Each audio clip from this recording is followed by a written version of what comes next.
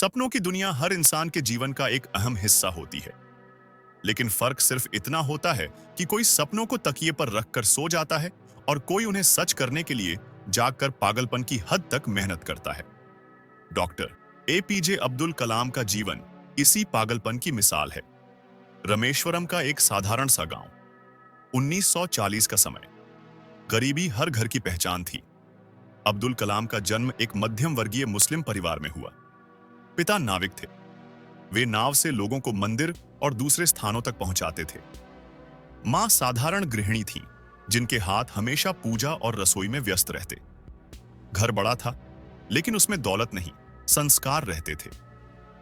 कलाम बचपन से ही पढ़ाई में रुचि रखते थे, लेकिन आर्थिक स्थिति इतनी कमजोर थी कि उन्हें अखबार बांटकर अपनी पढ़ाई का खर्च निकालना पड़ता। सुबह सूरज निकलने से पहले ही वे अखबार बांटने निकल जाते। थकी आंखें, नन्हे पैर और हाथ में बंधा अखबार, लेकिन दिल में सपनों का पूरा आसमान। कलाम बचपन से ही आसमान में उड़ते पक्षियों को देखते और सोचते, काश मैं भी कभी उड़ पाता। रात को जब वे आसमान की ओर देखते तो उन्हें लगता मानो तारे उनसे कह रहे हों, हम तक पहुंचो। उन्हें भौतिकी और गणित बहुत पसंद थे। विज्ञान की किताबें उनके सबसे अच्छे दोस्त थे। जब दोस्त खेलते, कलाम किताबों के पन्नों में खो जाते। लोग उन्हें पागल कहते। अरे अब्दुल, तू हमेशा पढ़ाई में ही क्यों डूबा रहता है? कलाम मुस्कुरा देते, क्योंकि मैं उड़ना चाहता हूं। गरीबी के कारण पढ़ाई आसान नहीं थी। कभी किताब खरीदने के पैसे नहीं होते तो कभी स्कूल की फीस चुकाने में परेशानी। लेकिन कलाम ने हार नहीं मानी। वे दूसरों से किताबें उधार लेते और रात भर लालटेन की रोशनी में पढ़ते। कभी नींद आती तो किताबों पर ही सो जाते। मां अक्सर कहती, बेटा इतनी मेहनत मत कर, सेहत खराब हो जाएगी।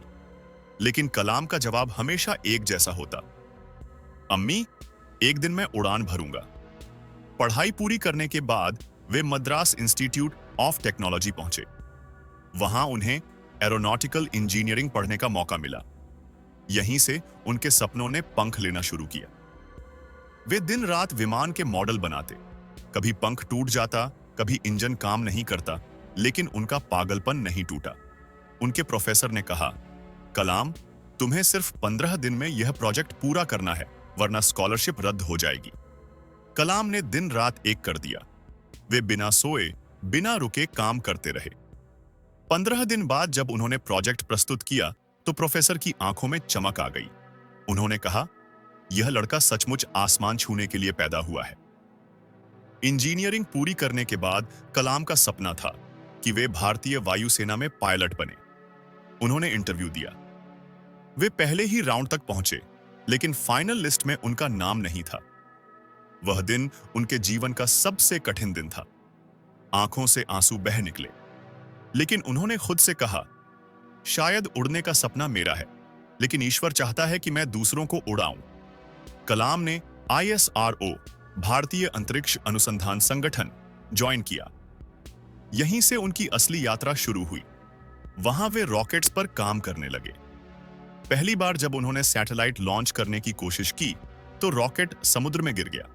मीडिया ने मजाक उड़ाया। लोगों ने कहा, भारत कभी रॉकेट नहीं बना सकता।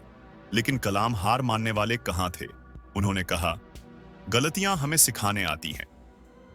1980 में जब भारत का पहला उपग्रह रोहिणी सफलतापूर्वक अंतरिक्ष में पहुंचा तो दुनिया ने भारत की ताकत देखी। यह सफलता सिर्फ विज्ञान नहीं थी, यह करोड़ों भारतीयों के सपनों की उड़ान थी।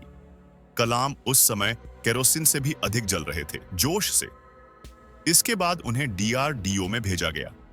वहां उन्होंने अग्नि, पृथ्वी, नाग, त्रिशूल और आकाश जैसी मिसाइलों का सफल परीक्षण किया। अब पूरी दुनिया उन्हें मिसाइल मैन ऑफ इंडिया कहने लगी। उन्होंने साबित कर दिया कि भारत आत्मनिर्भर हो सकता है।